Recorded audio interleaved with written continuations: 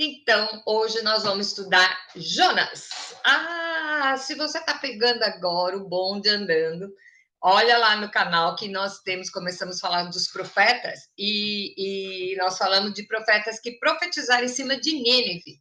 Então, para a gente não confundir as coisas, o que acontece? Com o estudo de Jonas, quase todo mundo sabe, já ouviu falar do que se passou com Jonas, tá? Mas você sabe que quando você abre para estudar, meu, você aprende cada coisa nova. Então, vamos dar um resuminho antes e que época que aconteceu isso? Nós estudamos há umas 2, 3 semanas, falando dos profetas que profetizaram a destruição de Nínive. Mas e o Jonas? Como é que está nessa história? Então, é o seguinte, Sofonias, quando ele vai profetizar e profetiza sobre a destruição de Nínive, ele está ali no ano 640 antes de Cristo, mais ou menos, né? E quando você vê o Jonas está profetizando no século, no ano 800. Então, o que acontece? A diferença que nós temos que a história do Jonas aconteceu primeiro, tá? Então, as profecias que nós já estudamos vêm depois, no ano de 800, 640, 650, por aí. E a história de Jonas é no ano 800 a.C. Então, você vê que tudo que aconteceu aqui mudou de novo, e aí depois vieram as outras profecias, tá? Então, o que nós vamos aprender hoje no estudo de Jonas? Primeira coisa, ou eu pedi para vocês estarem com caneta e papel na mão, porque tem coisa para anotar. Tem coisa para anotar. Agora, se você não está anotando, não tem problema. Você entra no YouTube, vai ver esse vídeo depois e você confere as anotações, tá? Então, a primeira coisa que serve para a gente direcionar o nosso estudo de hoje. Então, a pergunta: qual é a nossa atitude quando nos pedem algo que não queremos fazer? Tá? Então, é isso que você vai pensar. Quando alguém pede uma coisa que você não quer fazer, qual é a sua resposta? Mas aí nós vamos falar diferente, vamos aprofundar mais. E quando é Deus que nos pede? Isso muda alguma coisa? Tá? Quando Deus pede, você se sente mais coagido a fazer? Como que é o negócio na sua cabeça, né?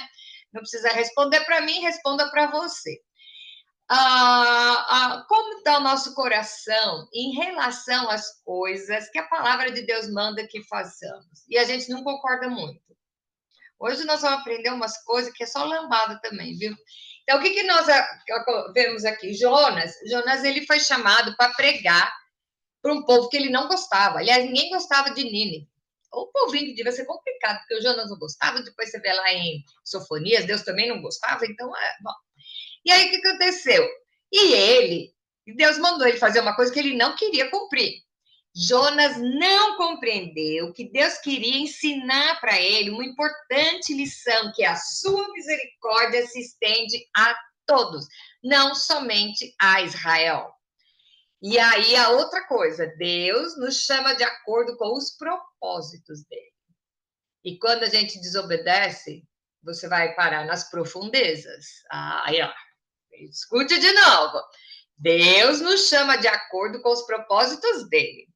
E quando você desobedece, você vai parar lá nas profundezas, porque você desobedeceu a quem? A Deus, né? Então, vamos começar nós vamos fazer o livro de Jonas todinho hoje, tá? Porque são 4 capítulos só, mas são curtinhos, então vai dar para a gente bater direto.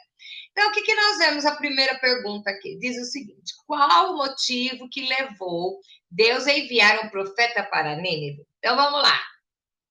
Jonas 1:1. Certo dia, o Senhor disse a Jonas, filho de Amitai. Isso aí você vai encontrar só em outro lugar, tá? É difícil, não tem muitos registros sobre o Jonas, tá? E nós vamos ver, acho que é lá nas crônicas que fala sobre o filho de Amitai. Bom, e aí o versículo 2, que é o que Deus falou para ele: apronte-se, vá à grande cidade de Nínive e grite contra ela, porque a maldade daquela gente chegou aos meus ouvidos. Só esclarecendo, eu estou usando a Bíblia na linguagem de hoje, que é para ser mais fácil de quem não tem intimidade com a Bíblia escrita no português mais formal. Então, hoje nós vamos usar na linguagem de hoje, tá? Então, a pergunta é, qual que foi o motivo que Deus mandou o profeta para Nínive? Disse o quê? Vai, grita contra ela, porque a maldade dela chegou aos meus ouvidos. A maldade de Nínive chegou aos ouvidos do Senhor, lógico, né, gente? De Deus você consegue se esconder, né? E ele mandou Jonas lá para dar uma dura no povo. Aí o versículo 2 diz o seguinte: para onde Jonas foi e como? Jonas não gostava de Nínive. E ele não queria ir lá profetizar em Nínive, tá? E aí, Deus mandou ele ir. O que Jonas fez? Versículo 3. Jonas se aprontou, mas fugiu do Senhor, indo na direção contrária. Ele desceu a Jope e ali encontrou um navio que estava de saída para a Espanha. Pagou a passagem e embarcou a fim de viajar com os marinheiros para a Espanha, longe do Senhor. Gente, quantas vezes a gente sabe que Deus demandou a gente fazer alguma coisa e a gente disfarça. Não, peraí, isso aí não, mas eu faço isso em outro lugar. Foi isso o que Jonas fez. Então, é para pregar a Nínive? Não, eu vou para Tarsis. É Espanha, né? Aqui, mas no original é a Tarsis. Eu vou para lá, eu estou pregando do mesmo jeito. Então, eu vou falar para você de novo, que eu falo desde quando nós estudamos Abraão. Meia obediência, meia bênção. É sério. Abraão, Deus falou, larga sua parentela e vai para a terra que eu te mostrarei. E ele obedeceu, ele foi para a terra que Deus me mostrar, mas eu levei o Ló, meu sobrinho. Então, às vezes, o que eu acho interessante a história de Abraão, vamos só fazer um parênteses aqui, que o Abraão levou o Ló porque amava. Porque Ló, o Terá já tinha morrido. Então, o que acontece? Não, mas Deus ama, eu vou levar. Nós vemos o rei Saul, que Deus mandou ele acabar com todos os amalequitas. Ele poupou as mulheres e crianças, porque ele achou que era mais politicamente correto, né? E, no entanto, o que aconteceu? Ele perdeu o trono. Então, meia obediência é meia bênção. Ou melhor, ou pior, né? Às vezes é zero bênção. Então, vamos tentar descobrir, cada uma de nós agora, não sei quando que você está ouvindo esse texto, para e pensa, o que foi que Deus te pediu para fazer e você está relutante porque você não gosta da pessoa, não gosta do lugar, ou até acha que não é capaz. Muitas vezes Deus chega e quer te colocar para fazer uma coisa que aos seus olhos é tão grande que você não se sente capaz, não se sente digno. Então eu vou falar uma palavra para você, não se esqueça, aquele que chama é o mesmo que capacita. Se Deus te mandar para fazer qualquer coisa em qualquer lugar e você tiver certeza que foi Deus que mandou, vá sem medo, porque é aquele que te manda, ele vai te dar as armas e os subsídios para você cumprir o que ele está querendo. Mas Jonas não fez isso. Aí Jonas pegou e foi para um barco, desceu lá, né? E foi para outro canto. Entrou no navio lá, comprou a passagem, entrou. Pergunta 3, o que Deus fez? Aí vem, né? No entanto, Deus mandou um forte vento e houve uma tempestade no mar. Era tão violenta que o navio estava em perigo de se partir ao meio. Gente, eu não sei nadar, tá? Eu já não gosto muito de praia, aquela onda vindo, trombando, a gente quer ir no chão, engolindo água salgada, isso já não é realmente a minha praia. Porém, imagino que é uma tempestade no oceano. A gente vê filme. Se você não sabe como é que é, pega um filme qualquer de tempestade para você ver o que é, o desespero que deve ser uma tempestade num barco, gente. E se for à noite, então ferrou, né? Porque você não está nem vendo. Então, o que aconteceu? Deus mandou uma tempestade. Pergunta 4. Qual a atitude de cada um que estava no barco? Bom, você sabe que todo barco tem o capitão e ele vendia os ingressos. Então, ele vendeu o ingresso para Jonas, botou Jonas lá e aí veio a tempestade. Então, aqui, o versículo 5 e 6 diz o seguinte: os marinheiros ficaram com muito medo e gritavam por socorro, cada um ao seu Deus. Aqui nós vamos ver que é Deus com letra minúscula, porque é qualquer Deus. Quando tem a letra maiúscula, é que é o Senhor, tá? E, para que o navio ficasse mais leve, jogaram a carga no mar. Porém, Jonas tinha descido ao porão e ali estava deitado e caído num sono profundo. O capitão do navio encontrou ele ali e disse: Como é que você está dormindo? Levante-se e peça socorro ao seu Deus. Pode ser que ele tenha pena de nós e não nos deixe morrer. Olha só, o dono do barco, ele vendeu um ingresso para uma pessoa que estava fugindo de Deus. Tá? E aí ele perdeu o barco, ele começou a jogar a bagagem no mar, porque achava que o barco tinha que ficar mais leve. Quando você põe na sua vida alguém que está fugindo do propósito do Senhor, você vai pagar o preço. Sabe o que é isso? É entrar em jugo desigual. Nós falamos já umas 2, 3 semanas sobre isso, sobre o jugo desigual. Então, o que é? Levar a carga uns dos outros é você ir lá, pegar a pessoa do buraco e trazer ela para Deus. Isso é levar a carga uns dos outros. Entrar em jugo desigual é descer e ficar lá com a pessoa. Então, o que acontece aqui com o marinheiro, o capitão do navio? Ele, por causa de um dinheiro de uma passagem, ele botou no barco dele uma pessoa que estava fugindo do Deus Altíssimo, e com isso ele teve prejuízo, e teve muito prejuízo. Então, o que acontece aqui? O que acontece aqui? Todos eles começaram cada um a pedir para o seu Deus, né? E aí viram que o tal do Jonas não aparecia, foi lá e o cara falou: Ei, você deve ter um Deus, pede também para o seu. E aí é muito engraçado o que acontece aqui. Engraçado, porque nós estamos ouvindo essa história hoje. Garanto que o pessoal lá do barco no dia não achou nada engraçado, né? Então vamos lá. Como que descobriram que era Jonas a causa? Os marinheiros disseram uns aos outros: Vamos tirar sorte para descobrir quem é o culpado de estarmos nesse perigo. Jonas ainda não tinha falado, tá? E eles fizeram isso, e o nome de Jonas foi sorteado. Então lhe perguntaram: agora diga, quem é o culpado de tudo isso? O que você está fazendo aqui? De onde vem? E de que país você é? E qual o seu povo? Sabe aquele negocinho? Quem já brincou daquele negócio de rodar a colher, o garfo, sei o que, na mesa? E quando cai uma pessoa tem que responder? Esse joguinho é antigo, porque já tinha aqui mais ou menos, tá? E aí, quando o Jonas foi sorteado, ele teve que falar. Aí Jonas declarou que se passou. Versículo 6. Eu sou hebreu, respondeu Jonas, e adoro o Senhor. Aqui o Senhor e o Deus já está com D maiúsculo, tá? O Deus do céu que fez o mar e a terra. Em seguida, Jonas contou que estava fugindo de Deus, o Senhor.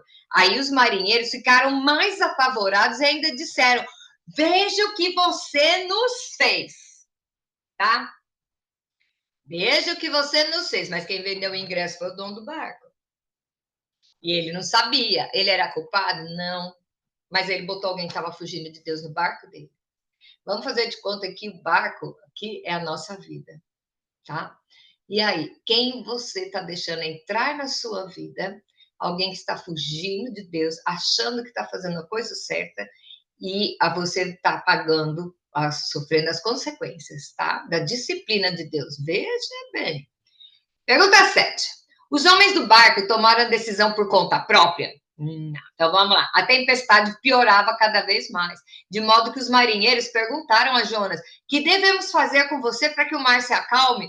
Aí Jonas respondeu: vocês me peguem e joguem no mar, que ele ficará calmo, pois eu sei que foi por minha culpa que essa terrível tempestade caiu sobre vocês. E em vez de fazerem isso, os marinheiros começaram a remar com toda a força, tentando levar o navio para a praia. Porém, não conseguiam nada porque a tempestade piorava ainda mais.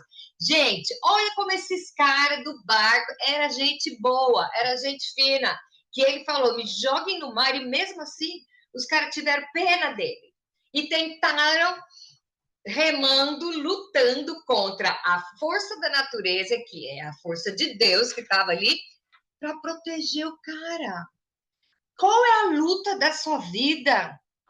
Que você está batendo, porque você tem compaixão do outro, porque você não quer que nada aconteça, você não quer pagar pelo crime do outro, e você, para não ser injusto, você continua remando com as suas forças, desobedecendo o Senhor. Então, o texto de hoje não é tanto sobre Nínive, não é nada disso. Não é nem sobre o Jonas, tá? Eu quero falar com você sobre o dono do barco. O dono, e tá assim, de dono de barco, por aí, do meu lado, do seu lado, no seu trabalho, na sua igreja, está assim. Bom, aí a tempestade piorava mais. Pergunta 8. Eles temeram Deus e o que fizeram? Bom, então eles oraram bem alto. Aquele negócio, né? Acho que Deus é surdo, né? Ó Senhor Deus, não nos castigues com a morte, por tirarmos a vida deste homem, pois é tu, Senhor, quem está fazendo isso. E o que está acontecendo é a tua vontade. O que eles achavam? Assim que Jonas fosse jogar no mar, ele ia morrer. Então os caras não queriam matar, tanto que ele vai falar. Eles falam aqui, nós não podemos matar ele. Em seguida, os marinheiros pegaram Jonas e jogaram no mar, e logo o mar se acalmou. Pensa você o que aconteceu com esse povo que estava dentro do barco, a hora que eles viram isso acontecer, tá? Eles ficaram com tanto medo do Senhor que lhe ofereceram um sacrifício e fizeram promessa. Todos foram adorar o Deus verdadeiro depois disso, porque eles viram o poder. Até então, eles estavam orando para os deusinhos deles. Quando Jonas falou que ele era servo do Deus Altíssimo e eles viram o milagre acontecer. Tanto que eles pediram perdão, porque eles achavam que o Jonas ia morrer lá mesmo, né? Bom, pergunta 9. Qual o meio de transporte que Deus usou para levar Jonas ao seu destino? Vamos lá. Versículo 14. Então, oraram bem alto assim: ó Senhor, não nos castigues com a morte por tirarmos a vida desse homem, pois és tu, ó Senhor, que está fazendo isso e o que está acontecendo à sua vontade. Em seguida, os marinheiros pegaram Jonas, jogaram no mar, o mar se acalmou e eles ficaram com tanto medo que ofereceram, tá? Isso é o sobrenatural, tá? E o Senhor ordenou que um grande peixe engolisse Jonas e ele ficou dentro do peixe 3 dias e 3 noites. Para tudo!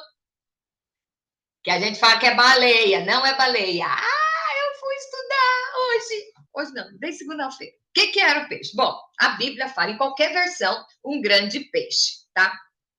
Por quê? O que acontece com a baleia? A baleia foi usada porque é um animal grande, né? Mas, na verdade, a baleia tem uma garganta estreita, não cabe uma pessoa lá dentro. Então, o que a baleia faz? Ela vai... A baleia é um animal super dócil, tá? Tirando a orca, que na verdade a orca não é baleia, tá? A orca, na verdade, é um tubarão. Bom, aí a baleia vai com a boca aberta, vai e enche a boca dela de água com os peixinhos. Aí, sabe que ela joga água para cima, né? Então, ela joga água para cima para sobrar só os sólidos. E o suco gástrico dela que vai dissolver os animais que ela acabou de comer, certo? Então, o que aconteceu com Jonas? Na verdade, dizem que provavelmente, quase com certeza, quem engoliu ele foi um tubarão-baleia. O tubarão-baleia, eu não sei porque tem esse nome, mas ele chega a ter 20 metros de comprimento. Você vê a comparação dele com o ser humano, é uma coisa ridícula. O ser humano é isso aqui na frente dele, né? E o que ele faz? O esôfago do tubarão-baleia é grande, então cabe uma pessoa lá dentro, antes de ir para o estômago, tá? Então, ele fica no esôfago, porque no estômago já tem o suco gástrico, que vai dissolver, né? Então, o tubarão-baleia pode ter sido isso. Tem também uma alternativa, que é um tal do megaloton. Só que o megaloton já está extinto. O megaloton vivia nas águas quentes e, assim, não se dizem que foi extinto há mil anos, tá? Então, já não é coisa, porque quando botam zero a mais e de passa de 1.000 para milhão, aí a gente já perde a conta, né? Então, o megaloton, ele é extinto. Tanto existiu que se acha os esqueletos, os fósseis, né?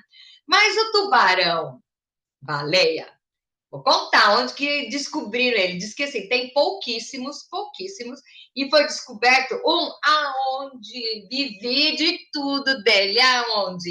Ilhabela, São Paulo. Mostra o vídeo, tem um casal que eles trabalham trabalham com criança e vida marinha, né? E a água estava tão limpinha, e é muito engraçado você ver eles nadando do lado desse tubarão-baleia. Gente, ele é maior que um ônibus. É maior que um ônibus, tanto em largura como em comprimento. Então, é possível que tenha sido um tubarão-baleia, tá? Porque ele passou lá 3 dias. Ele não foi para o estômago, ele ficou lá no esôfago. Então, essa situação é compatível. Então, o que acontece? A gente fala baleia, dá desenho da baleia, mas uma baleia não tem capacidade para guardar um ser humano dentro, tá? O que tem é só o tubarão-baleia. Então, vamos lá. E diz que é um animal super dócil e jamais não é carnívoro, ele vive de algas, não sei o quê, e os peixinhos pequenos, mexilhão, todas essas coisinhas pequenas que tem no fundo do mar, tá? E aí, o que aconteceu? Definido que foi o peixe, a pergunta 10 diz o seguinte: quando Jonas reconheceu a soberania do Deus que ele servia? Ele servia um Deus, ele ainda não sabia o poder que Deus tinha. Porque ele ele foi desobedecer, né? Aí, quando ele viu Deus agindo no sobrenatural, que a hora que ele foi jogado no mar, o mar se acalmou, veio um peixe, engoliu ele, e ele ficou lá. Gente, eu fico imaginando, pensou que ia morrer, né? Pensa você, pensou que ia morrer? Porque um peixe desse tamanho engole você, fala, agora ferrou, como é que é? Deixa eu zerar meus pecados já, porque eu já tô indo, né? Bom, e aí vem a oração. E você vai ver que nessa oração que ele falou, ele está reconhecendo a soberania do Deus e ele está reconhecendo o propósito de Deus com a vida dele, tá? Então ele diz o seguinte: ali de dentro do peixe, Jonas orou ao Senhor Deus, dizendo: ó Senhor Deus, na minha aflição clamei por socorro e tu me respondeste. Do fundo do mundo dos mortos gritei pedindo socorro e tu ouviste a minha voz. Tu me atiraste no abismo, bem no fundo do mar. Ali as águas me cercavam por todos os lados e todas as tuas poderosas ondas rolavam sobre mim. Pensei que já havia sido jogado fora da tua presença e que não tornaria a ver o teu santo templo. As águas vieram sobre mim e me sufocaram. O mar me cobriu completamente e as plantas marinhas se enrolaram na minha cabeça. Desci até a raiz das montanhas, desci até a terra que tem o portão trancado para sempre. Tu, porém, me salvaste da morte. Ó Senhor, meu Deus, quando senti que eu estava morrendo. Ô, gente, você precisar passar por tudo isso para conhecer o poder do Deus que a gente serve, fala sério. Por que Deus chamou ele para falar para Nínive? Porque Deus sabia que poderia usá-lo. Mas ele se acovardou, quis exercer o certo, né? Quis exercer a sabedoria de Deus, e que eu sou servo do Senhor, então eu posso achar mais barato, gente, porque servo é aquele que obedece incontestavelmente, né? Então vamos lá, o que aconteceu? Qual foi a ordem de Deus para Jonas? E ele obedeceu. Já estamos no capítulo 3. Pela segunda vez, o Senhor Deus disse a Jonas, segundo, gente, a mesma coisa que Deus falou no primeiro. Apronte-se e vá à grande cidade de Nínive e anuncie o povo de lá a mensagem que eu vou dar a você. Jonas se aprontou. Gente, se apronte, ele estava dentro do peixe. Se apronte, o que devia ser, né? não disse que as algas enrolaram na cabeça dele? Acho que ele estava tirando as algas, tirando os negócios, botando a roupa mais ou menos na boca do peixe. Então, ele se aprontou e foi a Nínive, como o Senhor havia ordenado. Nínive era tão grande que uma pessoa levava 3 dias para atravessá-la a pé. Jonas entrou na cidade, andou um dia inteiro e então começou a anunciar: dentro de 40 dias, Nínive será destruída. Agora, esse povo, eu falo do amor de Deus para livrar minha consciência. Mas que Deus destrua, queime, jogue fogo do céu e Deus acabe com todo esse povo. Aí você vai falar: nossa, Jonas fez isso, gente. Jesus lá, lembra que Jesus mandou 2 e 2, e João. João, todo mundo fala que João era um fofo, né? O apóstolo do amor, ele era um fofo, ele era chamado de filho do trovão. Trovão não é fofo, tá? Mas o próprio João fala: mestre, desce fogo do céu e queima tudo. Então, gente, né? A minha avó contava, minha mãe, que ela falava assim: se eu fosse Deus, eu fazia isso com a pessoa. Porque se eu fosse Deus um dia, diz que meu avô virou pé para você ia fazer isso só se você fosse, não é que você fosse Deus, você fosse o diabo, né? Porque é só coisa ruim. Você quer, em vez de cuidar da pessoa, você quer destruir, né? Então tinha essa piada na casa da minha mãe, que se minha avó fosse Deus, o que ia fazer, né? Mas o Deus verdadeiro, ele está no controle das coisas. Então, o que acontece? O povo era rebelde, o povo era promíscuo. Nínive era uma cidade, assim, depravada mesmo depois disso aqui que vai acontecer, passou, foi trocando todo mundo e virou uma cidade execrável de novo, tá? Bom, então vamos lá. Aí ele obedeceu Deus, né? Mandou pregar e foi pregando, mas, bom. Então, olha que não contava com isso. Então, os moradores de Nínive creram em Deus e resolveram que cada um devia jejuar. E todos, desde o mais importante até os mais humildes, vestiram roupa feita de pano grosseiro, né, coisa de saco, a fim de mostrar que estavam arrependidos. Quando o rei de Nínive soube disso, levantou-se do trono, tirou o manto, vestiu uma roupa feita de pano grosseiro e sentou sobre a cinza. Isso aí era o povo antigo, jogava até cinza na cabeça, sentava na cinza, que era para dizer que estava arrependido, tá? Aí o rei mandou também anunciar ao povo da cidade o seguinte: essa é uma ordem do rei para os seus ministros. Ninguém pode comer nada. Todas as pessoas e também os animais, o gado e as ovelhas estão proibidos de comer e beber. Que todas essas pessoas e animais vistam roupas feitas de saco. Que cada pessoa ore a Deus com fervor e abandone os maus caminhos e as suas maldades. Talvez assim Deus mude de ideia. Talvez o seu furor passe e assim não morreremos. O próprio rei está fazendo isso. E foi um negócio muito... Você imagina um avivamento que uma cidade inteira se arrependa. Quem é que fez isso? Foi o Jonas? Não.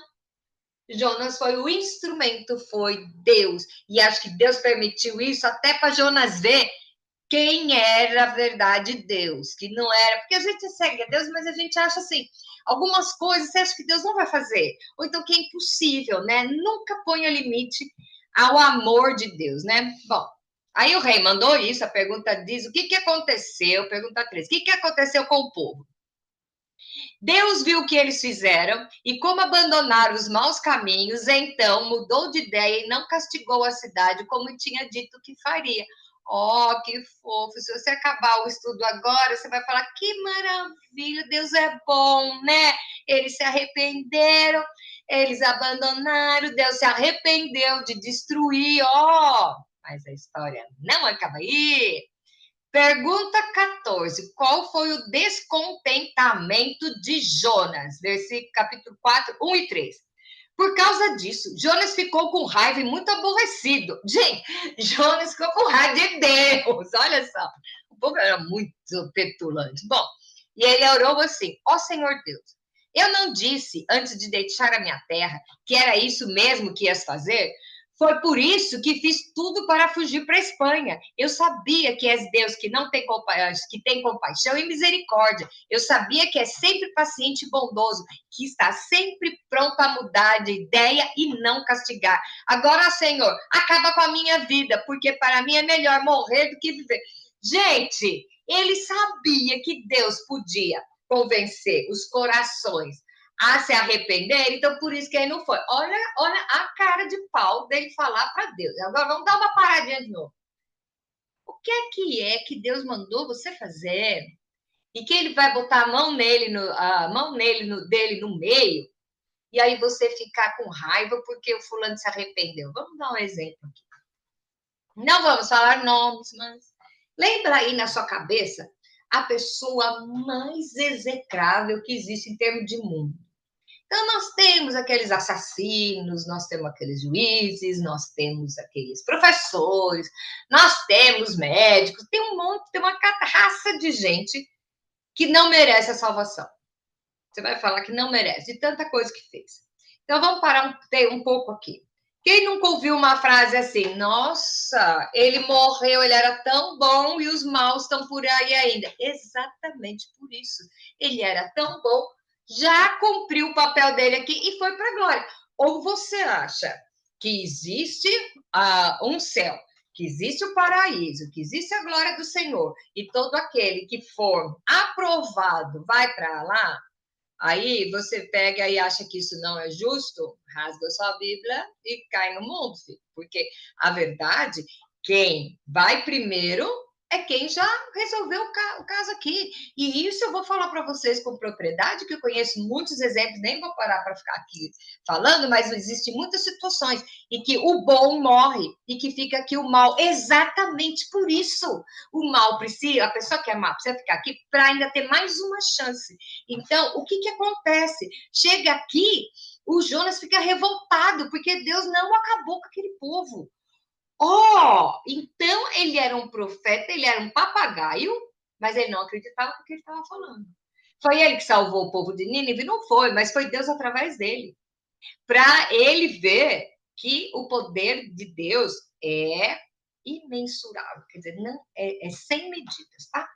E aí ele pega e ele fica tão surtado que ele fala assim: agora, Senhor, acaba com a minha vida, porque para mim é melhor morrer do que viver, porque Deus perdoou a galera. Olha só. E aí, o que Deus respondeu para ele? Vamos lá, 4 e 5. Jonas. O Senhor respondeu: Jonas, você acha que tem razão para ficar com tanta raiva assim?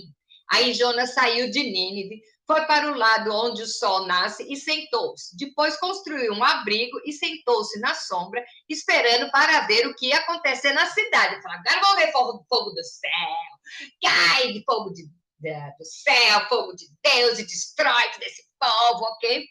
E aí ele ficou lá. E aí o que aconteceu? Pergunta 16. A lição que Deus deu para Jonas. Então o Senhor fez crescer uma planta por cima de Jonas. Diz que essa planta era uma aboboreira. Aboboreira, é. Cresceu uma planta por cima de Jonas para lhe dar um pouco de sombra, de modo que ele se sentisse mais confortável. E Jonas ficou muito satisfeito com a planta. Mas no dia seguinte, quando o sol ia nascer, por ordem de Deus, um bicho atacou a planta e ela secou. Pergunta 17. O que Jonas disse para Deus? Gente, esse cara é muito cara de pau. Olha o que Jonas falou para ele. Depois que o sol nasceu, Deus mandou um vento quente vindo do leste. E Jonas quase desmaiou por causa do calor do sol, que queimava sua cabeça. Então quis morrer e disse: para mim é melhor morrer do que viver. Olha isso, ele já estava revoltado com Deus porque o povo se arrependeu. Então, revoltado porque achou que Deus ia exterminar. Aí depois ele achou que queria morrer por causa do sol lá. Ok. E agora nós vamos ver a pergunta 18, que é a lição que Deus deu a Jonas nesse episódio, versículo 9 e 11. Mas Deus perguntou: Jonas, você acha que está certo ficar com raiva por causa dessa planta? Quer dizer, ele ficou com raiva porque a planta morreu, né? E Jonas respondeu: é claro que tenho razão para estar com raiva, e com tanta raiva que até quero morrer. Então o Senhor diz: essa planta cresceu numa noite e na noite seguinte desapareceu. Você nada fez por ela, nem a fez crescer, mas mesmo assim você tem pena dela. Então eu, com muito mais razão, devo ter pena da grande cidade de Nínive, onde há mais de 120 mil crianças inocentes e também muitos animais. E o muito interessante é que a história acaba aqui, desse jeito. Deus falando, não dá a impressão que tem uma vírgula e tem mais alguma coisa? Não, acaba aqui desse jeito. Então, por que acaba aqui? Se tem mais alguma coisa, a nossa mente pode desvirtuar do real sentido da gente estar estudando isso. O que é? Deus manda você fazer uma coisa, Deus perdoa as pessoas e você fica sentado na sua roupinha de santo, né? De porteiro do santo dos santos, né? Tem gente que pensa que é porteiro do santo dos santos. Fala sério. E você não tem misericórdia. Então eu vou falar de novo. Pensa aí na sua cabeça a pessoa mais má que você conhece. Essa pessoa ainda tem chance de aceitar Cristo. E eu vou falar para você. Por mais má que seja essa pessoa e ela se arrepender, o que vai acontecer? Tem mais júbilo no céu daquele que. Porque quando o cara se converte, gente, quando ele era muito ruim, quanto mais ruim ele era, e quando ele se converte, o amor, o primeiro amor, a sensação, a vontade, o desejo, ficar deslumbrado com o evangelho e sai contando para todo mundo, sai pregando. Por isso que Paulo fala do primeiro amor, que é exatamente isso, você ir compartilhar. Então, o que acontece? Nós, dentro das nossas igrejas, nós somos tudo meio crente, né? Tudo meio santo. Então, você não fuma maconha, você não usa droga, você não se prostitui, você, sei lá. Aí você acha que você tá bonzinho para ir lá. Mas uma pessoa que sabe até onde ele estava e que Deus o tirou, o testemunho dessa pessoa é muito melhor que o seu, tá? Só dando uma lambadinha na nossa cara, que é bom de vez em quando, né? Então, o que é que Deus está mandando eu e você fazermos, certo? E nós estamos relutando. Aí o negócio é tão absurdo que você fica assim, impossível que seja Deus. Deus testifica, né? Essa de testificar eu acho mó barato, né? No fundo, você sabe que tem que fazer, mas só que você não quer. Então, o que nós vamos falar nisso aqui? Veja bem, alguns pontos para pensar. Fugir da presença e da vontade de Deus pode trazer perda para os que estão com você no barco. Se você está fugindo da vontade do Senhor, você está colocando em risco a sua família, o seu trabalho, a sua igreja. Vai todo mundo no pacote. Agora vamos só mudar um pouquinho, tá? O dono do barco, ele acolheu, passou a mão na cabeça de alguém que estava fugindo do Senhor, tá? E sofreu as consequências também. Aquela história de entrar em julgo desigual. Bom, outro ponto para pensar. Fora do propósito, você não tem vontade de viver. Porque quando a Bíblia fala, né? Paulo fala na carta aos Romanos, sabemos que todas as coisas cooperam para o bem dos que amam a Deus, vírgula, a saber, aqueles que são chamados segundo um propósito. Ninguém está aqui de férias, tá? Não adianta falar que você não tem propósito. Tem. O que pode acontecer é você não saber. Você ainda está perguntando para Deus qual que é o propósito da sua vida aqui. Porque quando você está fora do propósito, você não quer nem viver, porque a vida perdeu o sentido. Então, todos nós temos um propósito, e os nossos propósitos são diferentes. Muitas vezes, o seu propósito é testemunhar, contar para as pessoas o que Deus fez com você e contagiar as pessoas com a sua fé, tá? Então, se você está achando que você não tem um propósito, fique esperto, vai procurar. Não seja um suicida, porque a verdade é o seguinte: quem não tem propósito não tem razão de ser. Mas nós temos um propósito aqui na Terra, ok? Vamos lá. Mesmo quando você pensar que tudo acabou, Deus ainda te chama. Então, esse aqui é para mim, você agora. Tudo que você já viveu, você já perdeu oportunidades, você sabe que Deus mandou você fazer algumas coisas e você não fez. Então, Não desista. Sempre há tempo para você chegar hoje, orar ao Senhor e falar assim: Deus, estou aqui. Então, Deus pode te chamar mesmo que você não veja solução em nada, que você foi tão ruim, e que você não vê saída para você. E mesmo assim, quando você entrega o seu caminho ao Senhor e confia nele, ele ainda te chama e ainda vai te usar, tá? Agora vamos lá, outra. Essa aqui é lombada também. Às vezes, é nas profundezas do seu problema que o Senhor vai te reposicionar. Qual é o problema da nossa vida hoje? É financeiro, sentimental, né? Social, matrimonial, de trabalho, não sei. Qual é o seu problema que você está enfiado nas profundezas? Quando você reconhecer que você está se desviando do propósito, Deus vai te reposicionar. É o que? Ele tira você do buraco que você está e coloca onde você tem que estar para ir cumprir o seu propósito, né? Então, nas profundezas do seu problema, Deus pode ir lá e te reposicionar. Então, vamos lá. E quanto a nós que temos agido quando Deus pede algo que não gostamos, hein?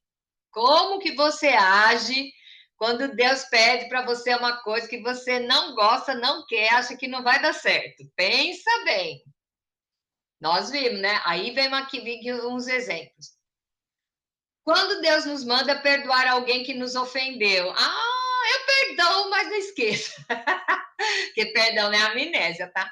Então, quais são as situações que Deus pede para você agir e que vai contra a sua vontade? Perdoar alguém que te ofendeu. Quando ele nos manda virar outra face. Aí tem outra face, veste a capa, pega a sua capa, divide com o outro, né? Isso aí, manda andar uma milha, você vai duas. Quando ele nos manda virar outra face, quando ele nos manda servir aos nossos irmãos. Eu não quero servir aos meus irmãos. Por quê? Porque eu sou o top das galáxias, o super crente, eu sou o super santo, né? Grande servo. Aí você não vai servir os irmãos. Aí você vê assim, aquele pessoal que vai na igreja, a gente já viu tanto isso. A pessoa vai pregar, né? Mas quando começa o culto, ela tá lá no escritório tomando lanchinho, porque ela entra no palco só na hora de pregar. Então, ela não tem um momento de adoração, não tem nada disso, porque o importante, gente, assim, ó, assim, servir o seu irmão não é você se colocar numa situação acima do seu irmão. Servir é quem? Quem que serve? Tá? Não precisa nem falar, né? Quando ele nos manda contribuir com a sua obra, gente, isso pode ser dinheiro, mas pode ser o dia de serviço. Nós vamos precisar lavar as cadeiras da igreja. Quem pode vir? Não posso, porque vai quebrar minha unha. Acabei de fazer a unha, não vou poder, né? Porque tem uma irmã que não tem carro, ela vai de ônibus para a igreja. Não, irmã, eu levo você no meu carro. Isso é servir os irmãos. Só que muitas vezes, quando você vai servir o irmão, ninguém tá vendo. E é por isso que a pessoa não vai. Aí se vai aquele povo, né, gente? Você já viu a igreja? Vamos entregar a cesta básica. Tira foto. Olha como eu sou bom. Ela é tão pobre e eu vim aqui dar porque eu sou bom, maravilhoso. Eu tô dando uma cesta básica, senão ela não tem o que comer. Assim, nós já viu. Eu tenho certeza que você já viu isso em algum lugar, tá? Bom, talvez nós estamos fugindo da presença de Deus em alguma dessas áreas, tá? Que é perdoar, dar outra face, servir e contribuir com a obra, certo? Então, o que Deus tem pedido para você, mas você tem relutado em obedecer? Vamos lá. Do que você está fugindo? Do que você está fugindo? Hoje é para você fazer o retrospecto, conversar comigo mesmo, tá? A tempestade na tua vida, olha que coisa interessante, a tempestade na tua vida pode ser consequência da desobediência, né? No caso de Jonas. Se esse é o caso, é inútil tentar fugir de Deus. Ele certamente vai te achar. Hoje também Deus te deu a oportunidade do arrependimento. Não sejamos como Jonas, que foi até as últimas consequências na sua desobediência. Para pensar, né? Para pensar. E se hoje, ó, é interessante esse texto que está aqui, que diz o seguinte: se alguém ainda não entregou sua vida a Jesus, faça como os marinheiros que creram, temeram a Deus e foram livres, tá? Então, não, mas eu já entreguei a minha vida a Cristo, já faz. Mas você entregou o seu dia hoje? Hoje de manhã, a hora que você acordou, você orou e falou assim: Senhor, dirige o meu dia? E ficou de boa? Ou você só reclamou do dia porque Deus não vai se preocupar com, sei lá, o leite que eu vou tomar de manhã? Gente, entregue a sua vida a Jesus todos os dias e você vai ver a diferença no final do dia.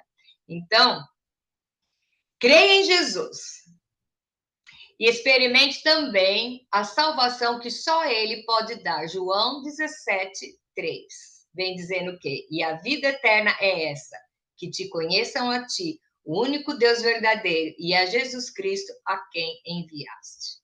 Então, esse texto não é de Jonas, é João falando o que você tem que fazer, como você tem que agir. Porque Jonas não queria pregar numa cidade, foi na outra. Olha quantas coisas a nossa vida é confrontada. Hoje, no dia de hoje, o que você é confrontado? Eu não sei o que Deus está falando para você na hora que você está ouvindo isso, o que está passando na sua memória. Eu não sei, eu sei da minha. Eu sei da minha. Então, o que eu tirei de lição para mim, enquanto eu elaborei esse estudo, o que é? Aonde eu estou sendo negligente? Deus mandou fazer uma coisa, você vai fazer outra parecida, você desobedeceu do mesmo jeito, porque Deus te mandou fazer determinada coisa. Então, o que é que está na sua vida que está lá meio pendente? O que está meio pendente? O que pode acontecer é você ser jogado nas profundezas, tá? Jonas, Deus ainda mandou um peixe, mas e com você? O que será que pode acontecer? Né? Então, vamos pegar a história de Jonas, leia de novo na sua versão e faça essas perguntas. Essas perguntas: do que você está fugindo? O que é que Deus mandou fazer e você está fugindo? Aonde você está sendo negligente? E o melhor de tudo, como eu posso melhorar? Eu quero ver semana que vem mulheres fortes, motivadas, porque realmente provaram o poder do Senhor agindo dentro de você. E quando você começa a sujeitar a sua vida a Ele, sua vida mudou de rumo. Sabe por quê? Porque Ele e para Ele são todas as coisas. Amém? Beijo grande para vocês e até semana que vem. Beijo, tchau, tchau.